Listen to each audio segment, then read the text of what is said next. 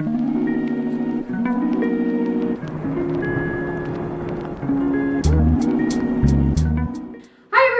name is Nat, and I'm here with my friend Laura. We're going to be talking about her project for the Project Gallery, and she does stone carvings. It's super cool, so I'm excited to talk to her about it. So go ahead and tell us a little bit about yourself, your project, and like what inspires you to do this sort of thing.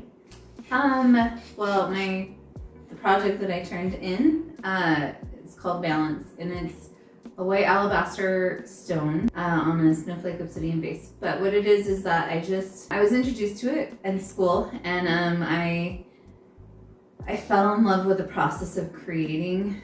It was very stress relieving because it takes so long to create it. Like, alabaster is very temperamental. Okay, like I believe it. It will break. It'll be like, nope, didn't want to do that. Too bad. We're broken now. And the thing about stone is like you can't just put it back on, and like clay, you can't just try and patch it up and fix it. You're finding the form within the stone. Yeah. And that was like my favorite thing about it is I like to talk to the stones and ask them what they want to be.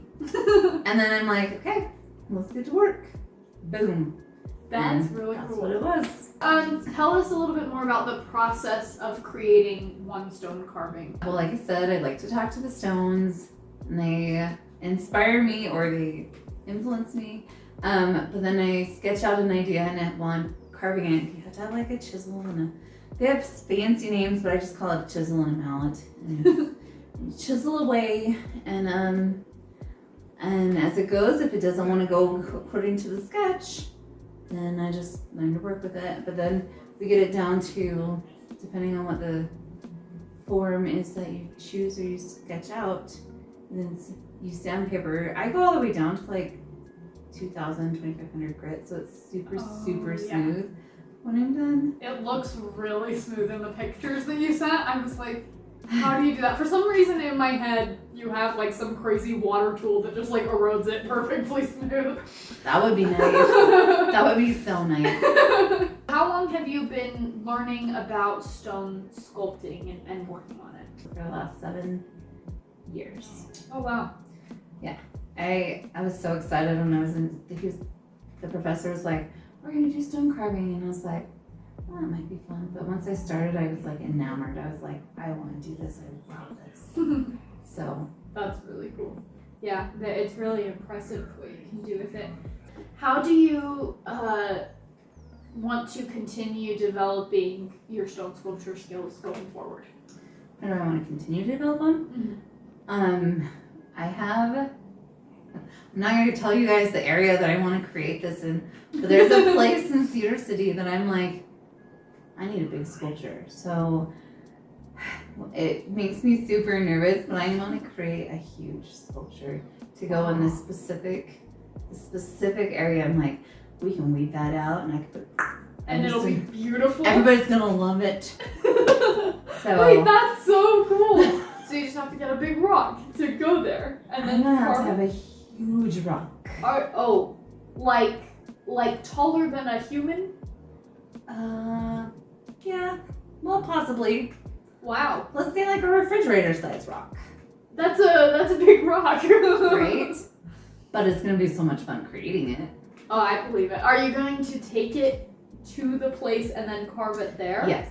Okay. Mainly because I'm gonna have to have a truck place it.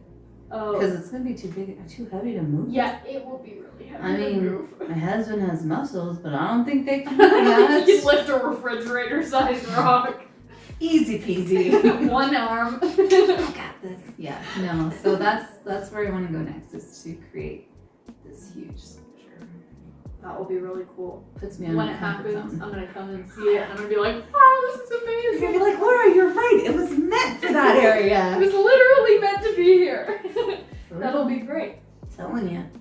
I have it in my mind's eye. It'll happen. It'll definitely happen. I'm excited to see it when it does.